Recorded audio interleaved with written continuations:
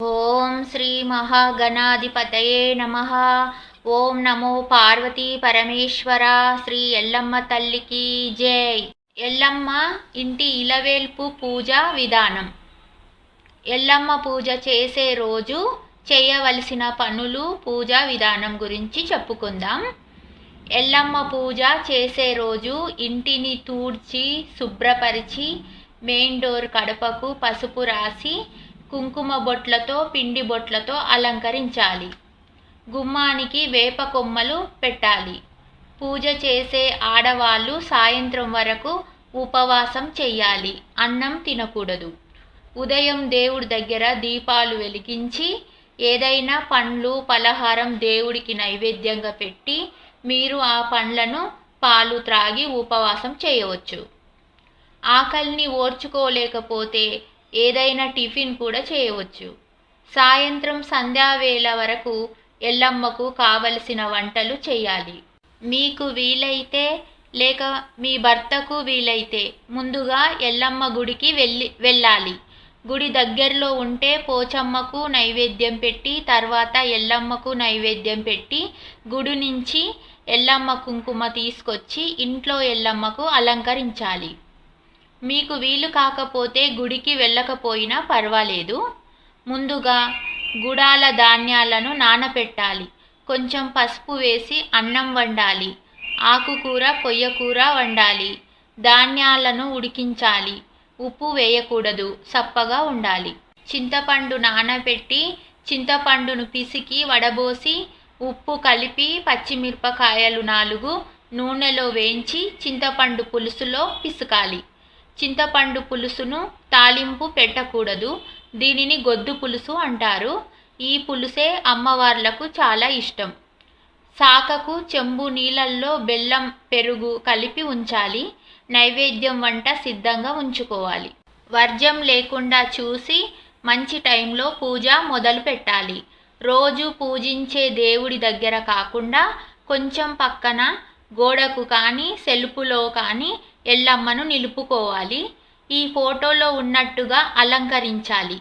కొందరి వంశాచారంగా ఎల్లమ్మను 3 అలంకారాలు ఉంటాయి. కొందరికి 2 అలంకారాలు ఉంటాయి. కొందరికి ఒకటే అలంకరణ ఉంటుంది ఎల్లమ్మ. ఎవరి వంశాచార ప్రకారం వాళ్ళు ఎల్లమ్మను అలంకరించుకోవాలి. ముందుగా పసుపు నీళ్లు కలిపి గోడకు బట్టతో తుడవాలి. తర్వాత గంధంతో రౌండ్గా రుద్దాలి.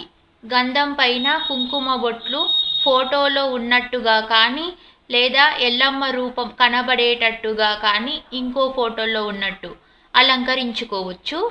ఎల్లమ్మకు వెండితో చేసిన కండ్లు మైదం లేదా మైదాపిండితో పెట్టి అతికించాలి. ఎన్ని అలంకారాలు అమ్మవార్లు ఉంటే అన్ని జతల కండ్లు పెట్టాలి. ఎల్లమ్మ అలంకరణ పక్కకు అటు ఇటు మూలలు కొట్టి వేపాకు పెట్టాలి. పత్తి వస్త్రం వెయ్యాలి. పూల తొట్టెళ్ళు కట్టాలి. గాజులు వెయ్యాలి. అమ్మవారి ముందు కొన్ని పసుపు నీళ్లు చిలకరించి అలికి బియ్యం పిండితో లేదా పసుపుతో ముగ్గు వేసి ముగ్గు పైన 2 జాకెట్ బట్టలు మలుపుగా చేసి పెట్టాలి. మలుపుల మీద ఒక కుడుక పెట్టాలి. అమ్మవారి ముందు నైవేద్యం సిద్ధంగా ఉంచి శాఖ చెంబు సిద్ధంగా ఉంచి ఆచమనంకు 2 చెంబుల్లో నీళ్లు, స్పూను, ఒక ఖాళీ ప్లేటు, ఎర్రని అక్షంతలు సిద్ధంగా ఉంచుకోవాలి. పూజ చేసే ఆడవాళ్ళు ముఖానికి కొంచెం తడి పసుపు రాసుకొని నుదుటున కుంకుమ బొట్టు పెట్టుకొని పాపిట్లో కుంకుమ బొట్టు పెట్టుకొని తలలో పువ్వు పెట్టుకొని పాదాలకు పసుపు పెట్టుకొని గంధం పెట్టుకొని సిద్ధంగా ఉండాలి. మిమ్మల్ని మీరు అలంకరించుకున్న తర్వాత మీ చేతులు కడుక్కొని సాప వేసుకొని అమ్మవారి ముందు కూర్చోవాలి. 2 వైపులా దీపాలు వెలిగించాలి. అగరవత్తులు వెలిగించాలి. 2 తమలపాకులు తీసుకొని తల మీద కొంగు వేసుకొని ఏం మాట్లాడకుండా 5 వేళ్లకు వచ్చినంత పసుపు తీసుకొని ఆకులపైన వేసుకొని నిండు చెంబుతో నీళ్లు పోసుకొని గౌరమ్మను చెయ్యాలి. ఆకులతో పాటు గౌరమ్మను కుడుక పైన కూర్చోబెట్టాలి. పత్తి వస్త్రం వెయ్యాలి. 2 వక్కలు పెట్టాలి. పువ్వులు పెట్టాలి. ముందుగా ఆచమనం చేసుకోవాలి. చేతిలో అక్షంతలు తీసుకొని మీ గోత్రనామాలు చెప్పుకొని ఉద్దరణితో నీళ్లు చేతిలో పోసుకొని ప్లేట్లోకి వదలాలి. మళ్ళీ చేతిలో నీళ్లు పోసుకొని ఓం కేశవాయ స్వాహ, ఓం నారాయణాయ స్వాహ, ఓం మాధవాయ స్వాహ అంటూ 3 సార్లు నీళ్లు పోసుకుంటూ పెదాలకు చేయి తాకకుండా ఎంగిలి కాకుండా నీళ్లు తాగాలి. అక్షంతలు తీసుకొని కొన్ని నీళ్లు మళ్ళీ చేతిలో పోసుకొని ఓం గోవిందాయ నమః అని నీళ్లు వదలాలి, అక్షంతలు వదలాలి. ఆచమనం పూర్తయినట్టు. తర్వాత సంకల్పం చెప్పుకోవాలి. 2 చేతులు జోడించి సంవత్సరం పేరు, మీరు పూజ చేసే వారం పేరు, తిథి పేరు, మీ గోత్రనామాలు, మీ పిల్లల పేర్లు, మీ పెద్దల పేర్లు, మీ పేర్లు చెప్పుకోవాలి. నవగ్రహాలను, గణపతిని ప్రార్థించాలి. శివుణ్ణి నమస్కరించుకొని అమ్మవారిని, ఎల్లమ్మను ప్రార్థించాలి. మా ఇంటి ఇలవేల్పుగా ఎల్లమ్మను నిలుపుకుంటున్నాము అని ప్రార్థించాలి. మా కుటుంబాన్ని క్షేమంగా చూడు ఎల్లమ్మ తల్లి అని సంకల్పం చెయ్యాలి. సంకల్పం పూర్తయినట్టు. ఒక నిండు చెంబులో నీళ్లు తీసుకొని అందులో పసుపు, కుంకుమ, అక్షంతలు, పువ్వు వేసి చెయ్యి మూసి ఈ మంత్రం చదువుకోవాలి.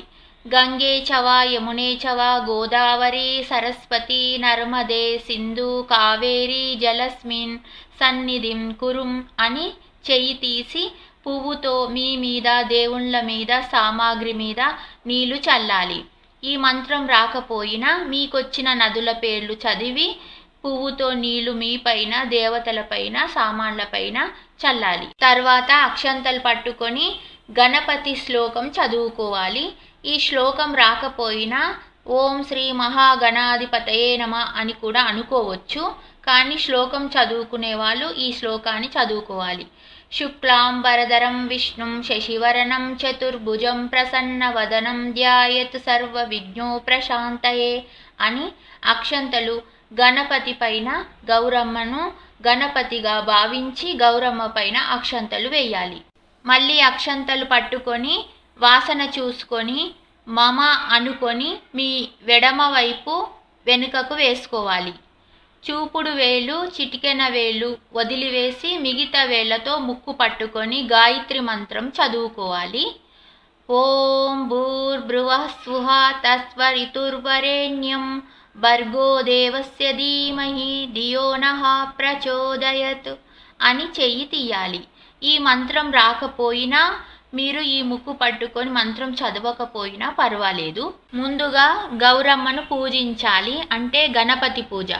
గౌరమ్మ పైన చిన్నగా పువ్వుతో నీళ్లు చిలకరించి, గంధం చిలకరించి, కుంకుమ పసుపు పెట్టి, పువ్వులు అక్షంతలు వేసి గౌరమ్మకు దీపం ధూపం చూయించాలి. బెల్లం కానీ అరటిపండు కానీ గౌరమ్మ ముందు ఉంచి పువ్వుతో నీళ్లు తిప్పి నైవేద్యం చూయించాలి. అక్షంతలు వేసి విఘ్నేశ్వరుణ్ణి ప్రార్థించాలి. కళ్ళు మూసుకొని చేతులు జోడించి నమస్కరించుకుంటూ విఘ్నేశ్వర, ఎల్లమ్మ తల్లి మా ఇంటి ఇలవేల్పుగా నిలిచి మా వంశాన్ని కాపాడాలి అని మీ అనుగ్రహం కావాలి స్వామి అని విఘ్నేశ్వరుని ప్రార్థించాలి. తర్వాత ఎల్లమ్మ పూజ. ఎల్లమ్మ తల్లి అలంకరణ పైన చిన్నగా నీళ్లు పువ్వుతో చిలకరించి మరోసారి కుంకుమ పసుపు పెట్టి, గంధం పెట్టి, అక్షంతలు వేసి ఓం నమః శివాయ అంటూ అమ్మవారి ఎల్లమ్మకు దీపం ధూపం చూయించాలి.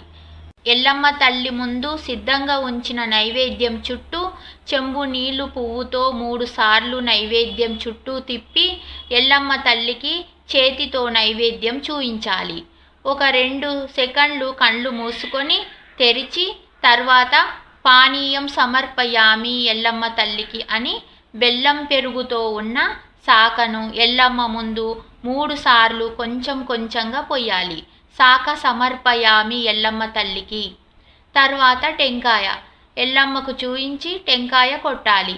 టెంకాయ నీళ్లు ఎల్లమ్మ పైన చిన్నగా చిలకరించాలి. నీళ్ల పువ్వుతో టెంకాయ చుట్టూ తిప్పి ఎల్లమ్మకు టెంకాయ నైవేద్యం చూయించాలి. సమర్పయామి. తర్వాత 2 ఆకుల పైన ఒక పండు లేకపోయినా 2 వక్కలైనా పెట్టి తాంబూలం చుట్టూ నీల పువ్వుతో 3 సార్లు తిప్పి తాంబూలం సమర్పయామి ఎల్లమ్మ తల్లికి. తర్వాత కర్పూరం హారతి వెలిగించాలి. నీల పువ్వుతో హారతి చుట్టూ తిప్పి అమ్మవారి కండ్లకు హారతి అద్ది మీ కండ్లకు హారతి అద్దుకోవాలి. ఎల్లమ్మ తల్లికి సాంబ్రాణి ధూపం చూయించాలి. తర్వాత బెల్లం పెరుగుతో ఉన్న శాఖ చెంబును తీసుకెళ్ళి మెయిన్ డోర్ కడప మీద కొంచెం పోసి శాఖ పెట్టాలి. తర్వాత ఎల్లమ్మ దగ్గరకు వచ్చి పువ్వులు అక్షంతలు కొంగు పట్టుకొని 5 ప్రదక్షిణలు చేసి గౌరమ్మ ముందు పువ్వులు అక్షంతలు వేసి నమస్కరించుకోవాలి. మీ తాలిబొట్టుకు కొంచెం తడి పసుపును పైన లోపల పెట్టుకొని కుంకుమ బొట్టు పెట్టుకొని మీ కుటుంబ క్షేమం కోరుతూ అమ్మవారిని 2 చేతులు జోడించి ప్రార్థించాలి. పూజలో ఏమైనా తప్పులు ఉంటే క్షమించుము మమ్మల్ని అని నేలకు మీ ముక్కు ఆనిచ్చి అమ్మవారిని నమస్కరించుకోవాలి. తర్వాత మీరు తీర్థం ప్రసాదాలు తీసుకోవాలి. మీరు తీర్థ ప్రసాదాలు తీసుకున్న తర్వాత ఒక గౌరమ్మను మాత్రమే కొన్ని అక్షంతలు వేసి కదిలివ్వాలి. కొన్ని అక్షంతలు పట్టుకొని చేతితో నీళ్లు పోసుకుంటూ చేతిలో ఉన్న అక్షంతలు ప్లేట్లోకి వదలాలి. ఇప్పుడు మీ పూజ పూర్తయినట్టు. తర్వాత మీరు భోంచేయాలి. మరునాడు గౌరమ్మను కొంచెం నీళ్ళతో తడిపి ముఖానికి పూసుకోవాలి. మీ తాలిబొట్టుకు పెట్టుకోవాలి. మిగిలిన గౌరమ్మను తులసి కోటలో పొయ్యాలి.